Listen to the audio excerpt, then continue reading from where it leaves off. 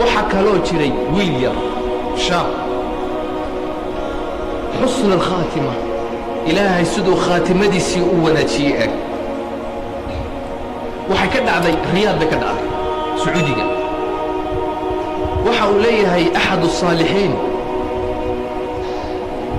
baabuurkayga watay suuqaan socday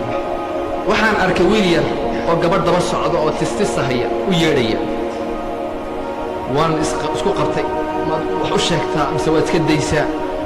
waxa uu yidhi akhiiran waxaan idhi wax u sheeg baabuurkii baan ka dhaadhacay wiilkii yaraa baan u yeedhay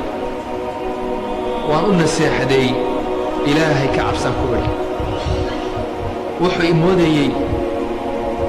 nin hay-adda u shaqeeyo imoodayey hay-at alamr bilmacruuf baa jira wanahyi cala almunkar sacuudiga oo dadka garaaca qofkii sharka sameeya ayaa jira waxaan ku idhi hay-adda ka mid ma ihi askarina ma ihi laakiin waxaan ahay nin kuu naseexaynaya haddaad naseexadda aqbashid waa khayr haddaad diididna waa adiga kadib wiilkii yaraa baan waaniyey buu yidhi aakhiraan ugu xasuusiyey wuu lilmayey buu yidhi wuxuu yidhi sheekhow dunuub badan baan laaqanayey dembi badan baan soo sameeyey ilaahay toobadan muu iga aqbalaya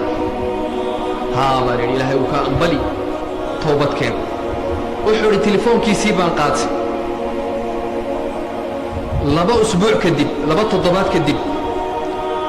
ayaan telefoonkiisii xasuustay oon helay waan u telefooniyey buu yidhi wakhti subaxa salaaddii subax kadib ayaan u telefooniyey si aan salaadda subaxna u kiciyo aan u salaamana waxa uu yidhi waxaan ku idhi miyaad i garan wuxuu yidhi haa waan codkan waan garanayaa waxaad tahay sheekhii i waaniyey ee xaqii i fahansiiyey sheekhow ilaahay fadligii salaaddii waan tukadaa waan toobad keenay berigiiba xumaan iigu dembeeyey waxaan idhi waxaan rabaa inaan kula kulmo ee xaggee kugula kulmaa wuxuu yidhi gurigiibu ii tilmaamay salaadda casar kadib xaggaan ku kulanno wuxuu yidhi duhurkii kadib marti baa ii timid ballankii waan ka dib dhacay maqribku markuu soo dhowaa ayaan is idhi iminka ma u tagtaa mise waad iska daysaa akhiiran waxaan idhi buu yidhi waan u tegi gurigii baan tegey wuxuu yidhi albaabkaan garaacay odaybaa iga furay yaro murugaysan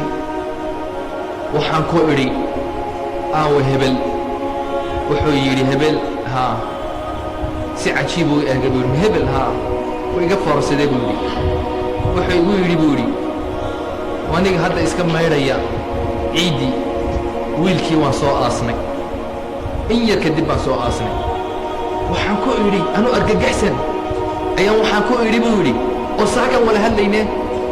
haa buu yidhi salaaddii duhur wuu tukaday kadib masaajid ku fadhiistay qur'aan ku akhristay guriga ku soo noqday lasaas buu yidhi wuu yala seexan sidii bay naftu kaga baxday mana qaday qadadii ka hor buu dhintay waxa inankaygu uu ahaa nin xun oo caynkaasa laakiin 2 toddobaad in laga joogaba wiilkaygii wuu toobad keenay salaatuleylka xataa wuu tukan jiray wuu ooyi jiray qur'aanku xafidayey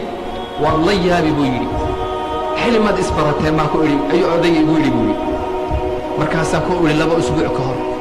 ma waxaa tahay sheekhii waaniyey haa wuu igu dhegay buu yidhi isaga oo i dhundhunkanaya oo la wiilkaygii sababbaad u noqotay inuu naarta ka badbaado jazaaka allahu khayran nacam ilaahay subxaanahu wa tacaala xusnu alkhaatima ayuu siinayaa khaatimadiisa wuu wanaajinayaa nin walba oo dadaala nin walba oo toobad keena ilaahay ma hoojinayo